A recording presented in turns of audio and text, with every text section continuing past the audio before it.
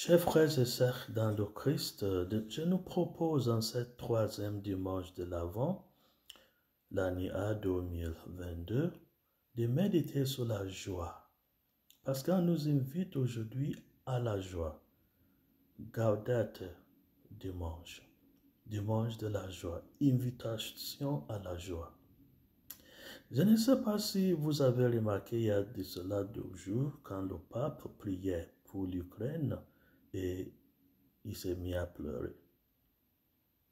Et vous allez me demander comment être joyeux dans le monde d'aujourd'hui. Le monde de guerre, le monde des maladies.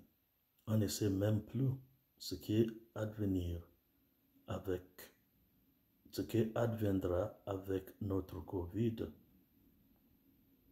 Le monde des maladies, le monde de toutes sortes de guerres, le monde dépourvu de l'épanouissement économique, le monde où l'amour des prochains n'a carrément sa place. Nous célébrons un monde d'égoïstes et d'égoïsme. Alors, qu'est-ce que est la joie? La joie à laquelle nous sommes invités, c'est troisième dimanche de l'Avent. Si nous remarquons à partir de notre première lecture tirée de la prophétie d'Isaïe, toutes les promesses qui s'y trouvent sont au futur. Ça veut dire, les promesses qui s'y trouvent adviendront dans l'avenir. Alors, ça veut dire que la réalisation de toutes les promesses là ne sont pas réalisées même à l'époque d'Isaïe. Et d'habitude, notre interprétation de ces textes, c'est ce que le Messie, quand Jésus-Christ lui-même va venir, et pour nous, il est déjà venu il y a 2000 ans, il y aura une transformation. Alors la joie attendue, le Christ est arrivé, mais c'est comme la joie n'a pas été remplie. Les promesses ne sont pas remplies. Parce que dans notre évangile d'aujourd'hui, c'est Jean le Baptiste lui-même qui a préparé le chemin pour le Seigneur, qui a envoyé ses disciples poser la question au Jésus, à savoir, est-ce que tu es le Messie? Parce qu'il nous a dit, surtout Isaïe nous a dit, quand le Messie arrive, on aura la joie. On n'aura plus de gens en prison. Les malades trouveront leur santé. Et Jésus a répondu aux disciples de Jean et les a renvoyés auprès des gens pour lui dire ce qu'ils ont vu, leur témoin oculaire du fait que Jésus faisait des guérisons à l'instant même. Alors, qu'est-ce que veut dire la joie?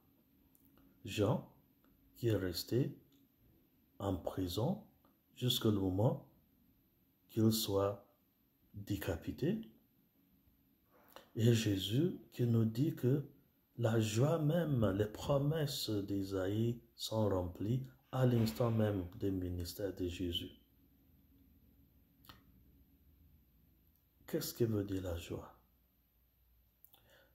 Alors, il faut prêter attention au 6e verset de notre évangile d'aujourd'hui. Quand Jésus a dit, heureux les gens qui ne soient pas déçus, ne soient pas scandalisés par moi. Ça veut dire comment trouver la joie dans les actions du Christ, malgré la présence de contradictions dans le monde. Comment voir que Jésus, que Dieu est à l'œuvre, même si notre définition humaine de la joie n'est pas remplie. Alors, Jésus est en train de nous dire, que la joie n'est pas une définition humaine. Ça veut dire que ce n'est pas parce que tu n'es pas en prison que tu dois dire que tu es joyeux. Et ce n'est pas non plus parce que tu es en prison que tu dois être privé de la joie. La joie, c'est la présence de Dieu dans notre vie. C'est l'acceptance du fait que nous sommes en train de faire la volonté de Dieu. C'est pourquoi Jésus, après avoir donné la réponse pragmatique aux disciples des gens, du fait que regardez ce qu'ils sont en train de faire. Les prophéties d'Ésaïe sont en train de s'accomplir. Allez dire à Jean que en moi se trouve l'accomplissement des prophéties annoncées par le prophète Isaïe. Et Jésus est allé de l'avant pour faire l'éloge de Saint Jean-Baptiste. Est-ce que cela n'est pas contradictoire? Eh bien, la réponse est non. Jésus fait l'éloge de Jean-Baptiste parce que dans Jean-Baptiste, ayant accepté la volonté de Dieu, ayant accompli sa mission à l'extérieur de la prison, maintenant en train d'accomplir sa mission à l'intérieur d'une prison, la joie de Dieu se trouve auprès de Jean-Baptiste, parce qu'il a fait la volonté de Dieu. Et Jésus fait son éloge. Et à la fin de l'éloge de Jésus, Jésus a dit, oui, pour le moment, Jean-Baptiste pourrait se trouver en prison, mais sa joie en plénitude ne va pas tarder à arriver parce qu'il aura la plénitude de la joie au royaume des cieux. Qu'est-ce que cela veut dire? La joie dont les lectures d'aujourd'hui nous invitent à avoir, c'est d'accepter la volonté de Dieu. Ce n'est pas avoir plein d'argent. Ce n'est pas être à l'extérieur d'une prison, d'un confinement. C'est la joie qui vient de par la présence de Dieu dans notre vie.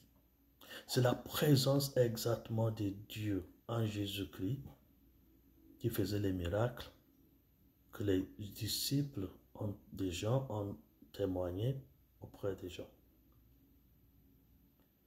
Et c'est pourquoi notre deuxième lecture tirée des lettres de Saint Jacques nous dit quelques éléments, quelques ingrédients pour avoir la joie.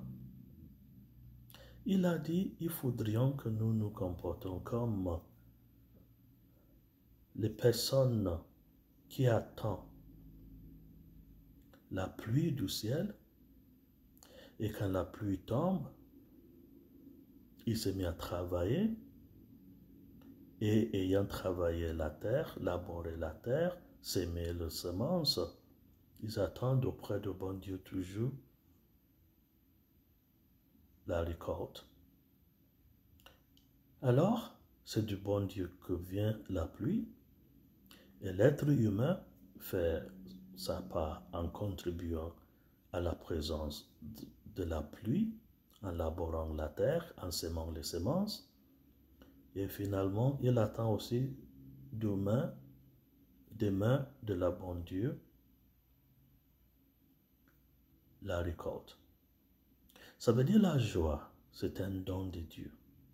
Et le don de Dieu là n'est pas conditionné sur la richesse matérielle, sur une bonne position ou bien un bon poste. Non.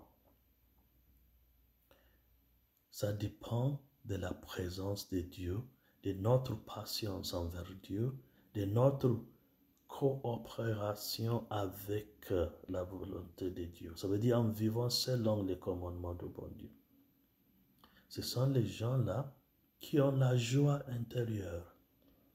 La joie intérieure ne vient pas à travers manque de santé ou bien présence de santé, présence d'argent, beaucoup de pouvoir, ça vient de par le don de l'Esprit Saint.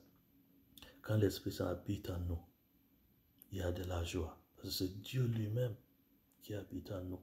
Et personne n'arrivera à nous enlever notre joie. Alors, malgré les défis à relever, malgré les problèmes actuels, reconnaissons que c'est de Dieu que vient la joie, et cette joie est une joie interne tout d'abord, et c'est une joie que personne n'arrive à nous l'arracher, et la joie là, c'est à cela qu'on nous appelle.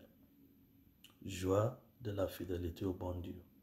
Joie de la patience dans tout ce que nous traversons. Joie, sachant que Dieu est parmi nous. Et que Dieu Tout-Puissant nous bénisse, lui qui est Père, qui est Fils, qui est Esprit Saint. Amen.